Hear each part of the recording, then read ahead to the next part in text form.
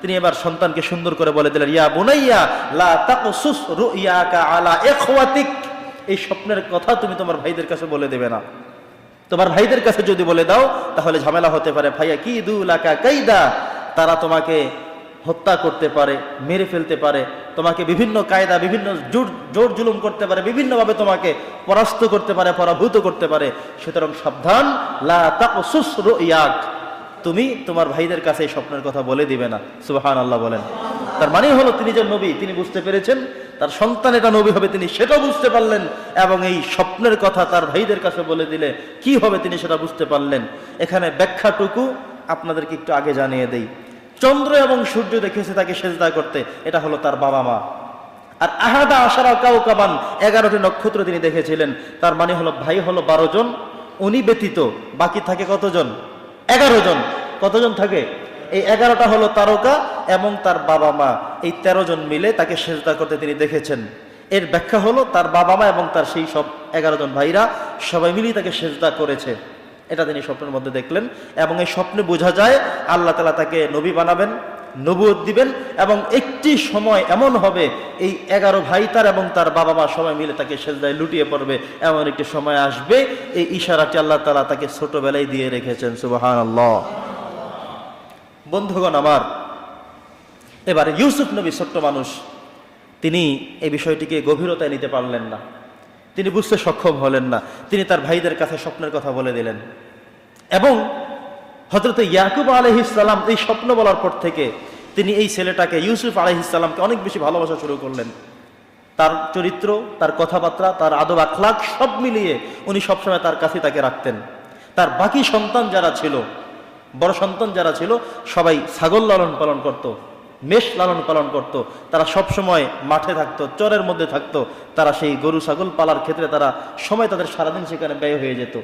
আর ইয়াকুব আলাইহিস সালাম ইউসুফকে তার নিজের কাছেই রাখতেন। তিনি জানেন ও যে স্বপ্ন দেখেছে, এই স্বপ্ন হয়তো ভাইদের কাছে মিশতে দিলে বলে দেবে, আর হয়তো তারা তাকে ক্ষতি করবে, এই জন্য তিনি তাকে তার পাশেই রেখে দিতেন। সুবহানাল্লাহ। তো উনি ছোট্ট মানুষ, সুযোগ পেয়ে ভাইদের কাছে বলে দিলেন। বলে দেওয়ার পরে ভাইরা এবার বসে সিদ্ধান্ত করলো যে ও যে স্বপ্ন দেখেছে, স্বপ্নের ব্যাখ্যা হলো আমরা সবাই নাকি তাকে সেজদা করতে হবে, সে এত বড় হয়ে যাবে, এটা হতে দেয়া যাবে না, এটা করতে দেয়া যাবে না। এবার 10 ভাই মিলে ইয়াকুব আলাইহিস সালামের কাছে বলল, বাবা, প্রত্যেক দিন তো আমরা রাখালের কাজ করতে যাই, আমার এই ভাই ইউসুফ, তাকে আপনি একদিনও দিচ্ছেন না, আমাদের সাথে দেন না, সে একটু আমাদের সাথে খেলবে, আমাদের সাথে খাওয়া দাওয়া করবে, দৌড়াদৌড়ি করবে, খেলাধুলা করলে মানুষ সতেজ থাকবে। উনি দিতে চাইলেন না, কিন্তু অবশেষে এই 10 ভাইয়ের পীড়াপিড়িতে হযরত ইয়াকুব আলাইহিস সালাম সিদ্ধান্ত করলেন, ঠিক আছে তাহলে দিয়ে দিলাম। ওরা 10 জন তো ষড়যন্ত্র করে নিল, তারা নিয়ে হযরত ইউসুফ নবীকে মারার জন্য উদ্যত হলো। একটাই শুধু কারণ, বাবা কেন এই সন্তানকে বেশি ভালোবাসে। কথা কি বুঝতেছেন? আর কোনো কারণ না, সে কোনো গালিও দেয় নাই, সে খারাপ কিছু বলে নাই, কেন তাকে বেশি ভালোবাসে, এটাই হলো মূল শত্রুতার কারণ। এবার যখন তারা মারার জন্য উদ্যত হলো, তাদের 10 জনের মধ্যে একজন ছিল একটু ভালো মনস্ক, সে বলল যে মারার দরকার নেই, তাকে কূপের মধ্যে ফেলে দাও, বিভিন্ন কাফেলারা এসে বিভিন্ন সময় পানি নেয়, সে তাদের সাথে হয়তো বা চলে যাবে, বিক্রি করে আরেক দেশে চলে যাবে, আমাদের টেনশনের আর কোনো কাজ থাকবে না, মারার কোনো দরকার নাই। বাকিরা কথা শুনে তাকে সেটাই করলো, না কূপের মধ্যে ফেলে দিল। আপনারা ইতিহাস জানেন না? জানা আছে ইতিহাস? তাকে সেখানে ফেলে দিয়ে ওনারা এই কয়জনে মিলে ছাগল জবাই করে তারা দুপুরে খাওয়া দাওয়া করলো, আর সেই রক্তগুলো তার জামার মধ্যে মেখে বাবার কাছে নিয়ে হাজির করলো। কোরআনে আসছে। তো বাবা যখন দেখলেন উনি নবী মানুষ, হযরত ইয়াকুব নবী, তিনি বুঝতে সক্ষম হলেন যে বাঘ যদি আমার সেই সন্তান ইউসুফকে খেয়ে ফেলেই থাকে, তাহলে জামাটা তো সিরাবিরা থাকবে, জামা তো পুরো ভালো, জামার মধ্যে তোমরা রক্ত মেখে নিয়ে আসছো, জামায় তো সিরাবিরার কোনো দাগ নেই, বাঘের আঁচড় থাকবে। তিনি বুঝতে সক্ষম হলেন যে তারা তাকে মেরে ফেলছে কিংবা কিছু করেছে। তিনি এই রক্ত তার নাকের সাথে লাগিয়ে বুঝতে সক্ষম হলেন এটা মানুষের রক্ত না, এটা আমার সন্তানের রক্ত হতে পারে না। সন্তানের রক্ত হলে তিনি নাকে ঘ্রাণ তিনি বুঝতে সক্ষম হতেন। সুবহানাল্লাহ। তিনি আত্মবিশ্বাসী ছিলেন। তিনি সন্তানদেরকে বারবার বললেন, কি করেছো বলো। সবাই বলল, বাবা বিশ্বাস করেন না আমাদেরকে, ওকে বাঘে খেয়ে ফেলেছে, আমরা জামাটা পেয়েছি সেটাই নিয়ে এসেছি। উনি তাদেরকে বলার চেষ্টা করলেন, বাঘ যদি তাকে খেয়েই ফেলবে তাহলে জামাটা কেন ছিঁড়বে না? জামা যেহেতু ছিঁড়ে নাই, অতএব বাঘ তাকে খায় নাই, তোমরা তাকে হয়তো জামাতে রেখে তাকে ফেলে দিয়েছো, আর যেই রক্ত সেই রক্ত আমার নাকের ঘ্রাণ বলছে এটা আমার সন্তানের রক্ত না। এটা আমার সন্তানের রক্ত হতে পারে না, এটার ঘ্রাণ এমন আসতে পারে না। বন্ধুগণ আমার, এবার তিনি বললেন ফাসবরুন জামিল, আমি ধৈর্য ধারণ করলাম। ওয়াল্লাহুল মুস্তাআনু আলা মা তাসিফুন, আমার রব আমাকে সাহায্য করবে, এছাড়া কেউ আমার সাহায্যকারী নেই। তিনি অসুস্থ মানুষ, বাড়িতে ইউসুফের জন্য কান্নাকাটি করছেন, কিন্তু বিশ্বাস একটা বিষয় আছে, সেটা হলো যেহেতু ইউসুফ স্বপ্নে দেখেছে যে 11টি তারকা এবং চন্দ্র সূর্য তাকে সেজদা করেছে, অতএব সেই স্বপ্ন অবাস্তব হতে পারে না, সেই স্বপ্ন বৃথা যেতে পারে না, আমার সন্তান মারা যেতে পারে না। সে আছে হয়তো বা কোথাও আছে, কোথাও তাকে হয়তো বিক্রি করে ফেলা হয়েছে, কাউকে হয়তো বা দিয়ে দেওয়া হয়েছে, অথবা কিছু একটা করা হয়েছে, সে আছে। বাবা হিসেবে এই আত্মবিশ্বাস তিনি নিয়ে রাখলেন, আল্লাহ যেহেতু স্বপ্ন দেখিয়েছেন, অতএব আমার সন্তানটি মারা যেতে পারে না। তো একটি কাফেলা যখন যাচ্ছিল, তারা পানির জন্য বালতি ফেলার পরে হযরত জিবরাইল আলাইহিস সালাম তাকে এতক্ষণ পর্যন্ত সাহায্য করে রেখেছিলেন। আল্লাহ তাআলা পাঠিয়েছেন, জিবরাইল যাও, সে যেন মারা না যায় সেই সকল ব্যবস্থা তুমি করে রাখো। যখন বালতি ফেলানো হলো, হযরত ইউসুফ নবী বালতির সাথে ঝুলে উপরে উঠে গেল। যারা পেলেন তারা খুশি হয়ে বলেন, ইয়া বুশরা হাযা গোলাম, একটি গোলাম পাওয়া গিয়েছে। এরপরে তারা চিন্তা করলো, এটা আমরা তাহলে বাজারে বিক্রি করে দেব চওড়া দামে। ওনারা বাজারে নিয়ে গেলেন বিক্রি করার জন্য। আজিজে মিসর তিনি যখন বাজারে গেলেন একটি গোলাম কিনবে, তিনি দেখলেন যতগুলো গোলাম ওই বাজারে বেচা কেনার জন্য উঠেছে, সবচেয়ে সুদর্শন, সবচেয়ে চমৎকার, সুন্দর দেহের অবয়বের কাঠামের অধিকারী এই ইউসুফ, তিনি তাকে দেখে পছন্দ করলেন, সবচেয়ে চওড়া দাম দিয়ে তিনি তাকে বাড়িতে নিয়ে গেলেন। সুবহানাল্লাহ। এবার হযরত ইউসুফ আলাইহিস সালাম বাড়িতে থাকলে যেমন থাকতেন, তার থেকে উত্তম পরিসরে রাজপ্রাসাদে রাজার সন্তান হিসেবে আরো চমৎকার করে লালিত পালিত হচ্ছেন। সুবহানাল্লাহ। আপনারা আরো শুনেছিলেন হযরতে মূসা আলাইহিস সালাম যখন জন্মগ্রহণ করেছিলেন, তখন তাকে কোথায় লালন পালন করবে খুব টেনশনের মধ্যে ছিল।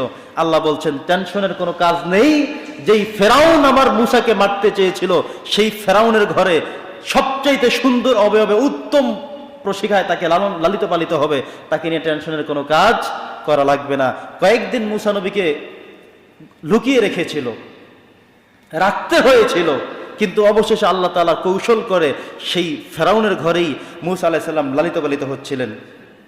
অথচ যেই ফেরাউন মূসা নবীকে মারার জন্য ইতিহাস সাক্ষ্য দেয় 1200 শিশু সন্তান সে জবাই করেছে, মেরে ফেলেছে। নাউজুবিল্লাহ।